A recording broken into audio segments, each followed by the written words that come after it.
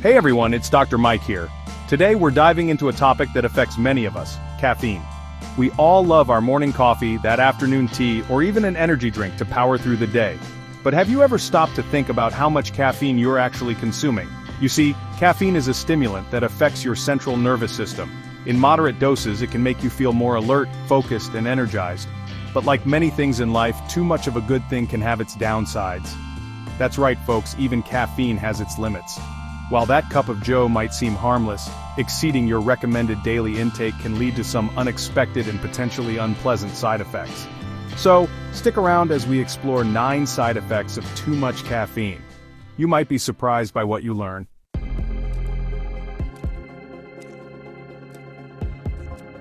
First up, too much caffeine can lead to increased anxiety.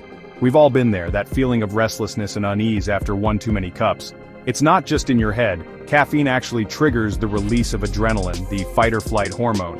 While a little adrenaline can be helpful for focus and energy, excessive amounts can send your nervous system into overdrive. This can lead to feelings of anxiety, nervousness, and even panic attacks in some individuals. Now, everyone's sensitivity to caffeine is different. Some people can handle large amounts without batting an eyelid, while others might feel jittery after just one cup. It's important to be mindful of your own body's response. If you notice that caffeine tends to make you feel anxious or jittery, it's probably a good idea to cut back. Listen to your body, it usually knows best.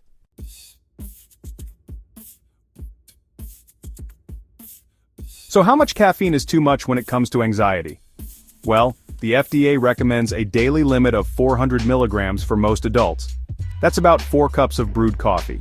However, remember that caffeine content varies widely depending on the type of drink and serving size.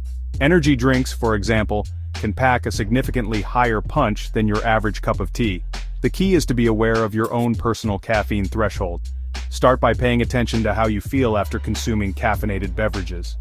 Do you feel energized and focused? Or do you experience any negative side effects like anxiety, jitters, or difficulty sleeping? If you find yourself consistently experiencing anxiety after consuming caffeine, try gradually reducing your intake or switching to decaffeinated options.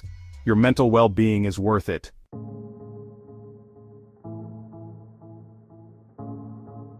Next, caffeine can interfere with your sleep. We all know that a good night's sleep is crucial for our physical and mental health, but did you know that caffeine can disrupt this delicate balance? Caffeine stays in your system for several hours after consumption. In fact, it has a half-life of about 5 to 6 hours. This means that if you have a cup of coffee in the afternoon, a significant amount of caffeine will still be circulating in your bloodstream come bedtime. This lingering caffeine can interfere with your body's natural sleep-wake cycle, making it difficult to fall asleep and stay asleep throughout the night. You might find yourself tossing and turning, waking up frequently, or experiencing less restful sleep overall.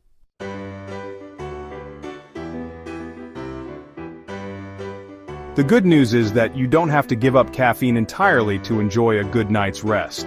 The key is to be mindful of your caffeine intake, especially in the hours leading up to bedtime. Experts generally recommend avoiding caffeine for at least 6 hours before bed.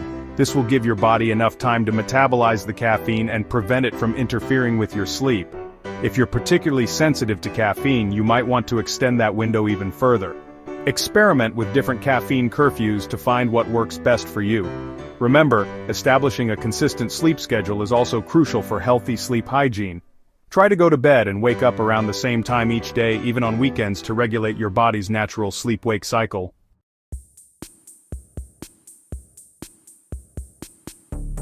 So you're telling me my morning cup of joe could be the culprit behind those uncomfortable bathroom trips?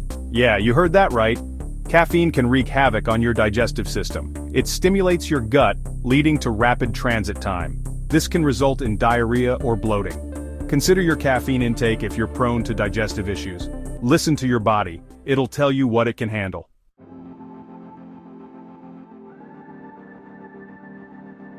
If you're experiencing digestive issues and suspect caffeine might be the culprit, there are a few things you can try. First and foremost, try reducing your caffeine intake gradually. Going cold turkey can actually worsen withdrawal symptoms, including, you guessed it, digestive problems.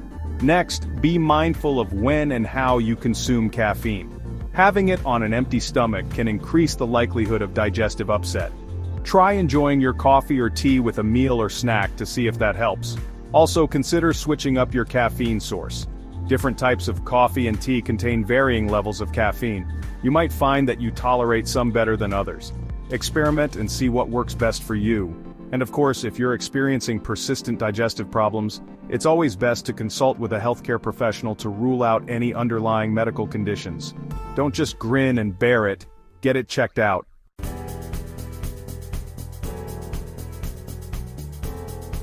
Alright guys, let's talk about a rare but potentially serious side effect of excessive caffeine consumption: rhabdomyolysis.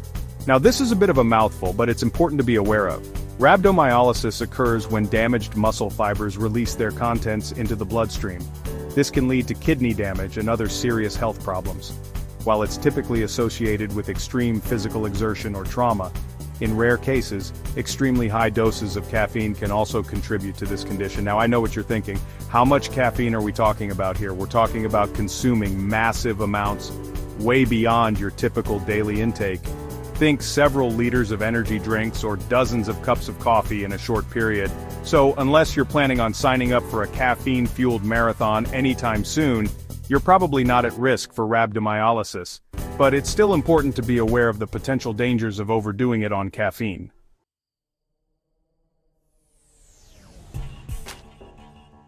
Remember, everyone's caffeine tolerance is different.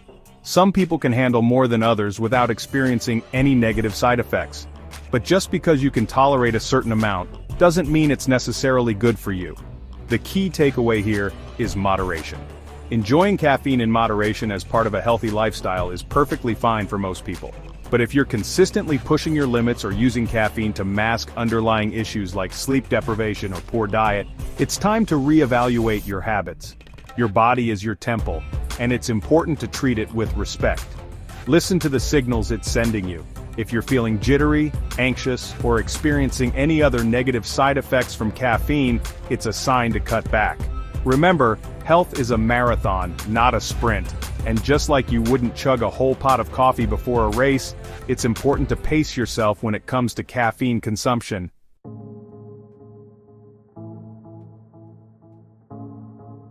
Let's talk about the A-word: addiction.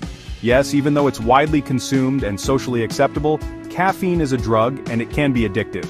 Now, I'm not saying you need an intervention if you enjoy your morning cup of coffee. But it's important to be aware that regular caffeine consumption can lead to dependence, and quitting cold turkey can lead to withdrawal symptoms. Ever notice how you feel a bit off on the days you skip your usual caffeine fix? Headaches, fatigue, irritability, these are all common withdrawal symptoms. The good news is that caffeine withdrawal is usually mild and short-lived, lasting only a few days. But for some people, it can be more intense and disruptive to their daily lives.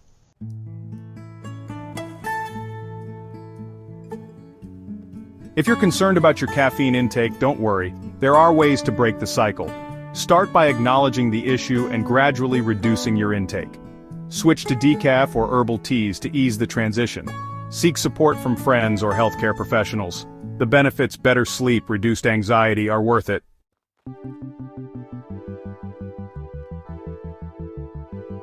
Let's talk about caffeine's impact on blood pressure. Caffeine stimulates your central nervous system, causing blood vessels to constrict. This effect is usually temporary. For most healthy adults, moderate caffeine is safe. But if you have hypertension, it can be risky. Consult your doctor about caffeine intake.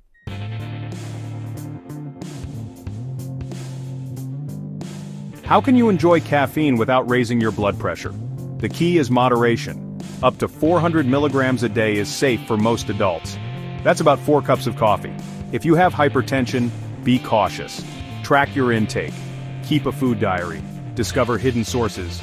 Gradually reduce consumption. Try decaf. Your body will thank you. Stay hydrated. Water helps counteract caffeine's effects. Small changes make a big difference.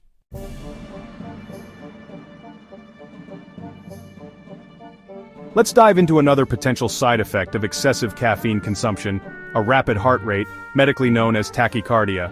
Now, our hearts are amazing organs, constantly working to pump blood throughout our bodies. Caffeine, as we've discussed, is a stimulant.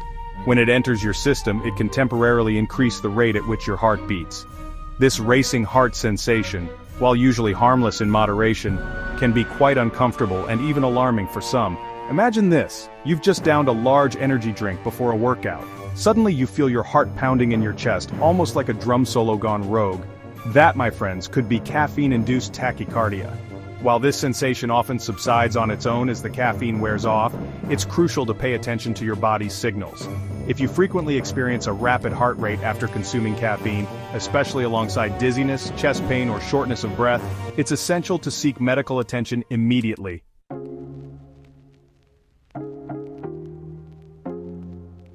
Remember, I'm not here to scare you off caffeine entirely. For many, it's a part of their daily routine, providing that much-needed energy boost. However, knowing the potential side effects and listening to your body is crucial. If you experience a racing heart after consuming caffeine, the first step is to simply stay calm.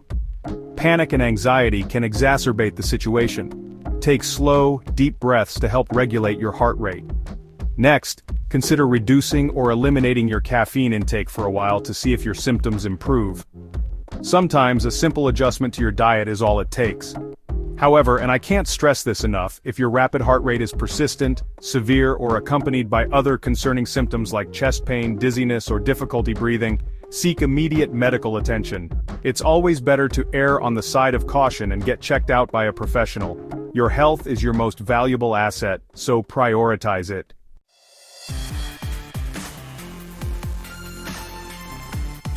You know that feeling, right? You grab a coffee, maybe an energy drink, and boom, you're ready to conquer the world.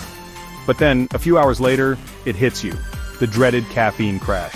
Turns out, that temporary energy boost comes with a price. Caffeine masks fatigue by blocking adenosine, a neurotransmitter that makes you feel tired.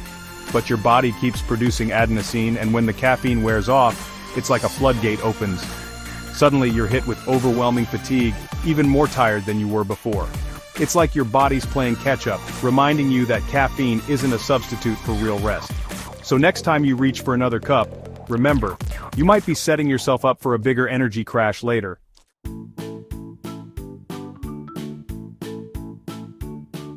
Now, I'm not saying you have to give up caffeine entirely. Many of us, myself included, enjoy that morning coffee ritual. But if you find yourself relying on caffeine to get through the day and constantly battling fatigue, it might be time to break the cycle. Start by gradually reducing your caffeine intake. Maybe swap 1 cup of coffee for tea or try a smaller size. Listen to your body and pay attention to how it responds. You might be surprised how quickly you adjust. And remember, the best way to combat fatigue is to address the root cause. Make sure you're getting enough sleep, staying hydrated, eating a balanced diet, and managing stress levels. These healthy habits will give you sustainable energy throughout the day without the caffeine roller coaster.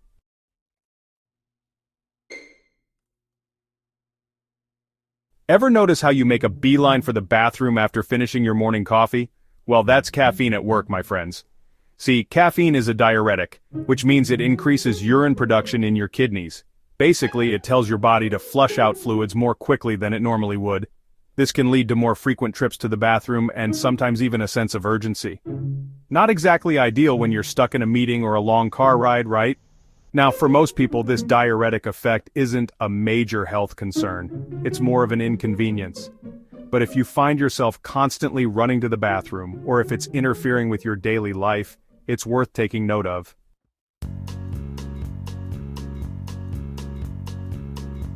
So, how do you deal with this caffeine-induced bathroom blitz? Well, the first thing is to be mindful of your fluid intake. Remember, caffeine can dehydrate you, so it's crucial to replenish those fluids. Make sure you're drinking plenty of water throughout the day, especially if you're a regular caffeine consumer. And hey, if you're looking for a change of pace, herbal teas and caffeine-free beverages are a great way to stay hydrated without the added diuretic effect. Now, if you're concerned about excessive urination or urgency, don't hesitate to talk to your doctor. They can help rule out any underlying medical conditions and offer personalized advice. Remember, your health is always worth prioritizing.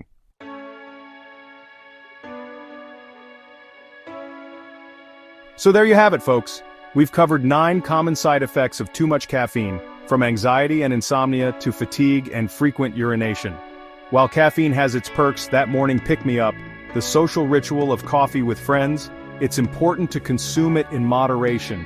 Listen to your body, be mindful of your intake, and don't hesitate to make adjustments if needed. Remember, your health is your most valuable asset. Thanks for watching, and don't forget to like and subscribe for more health tips. Stay healthy.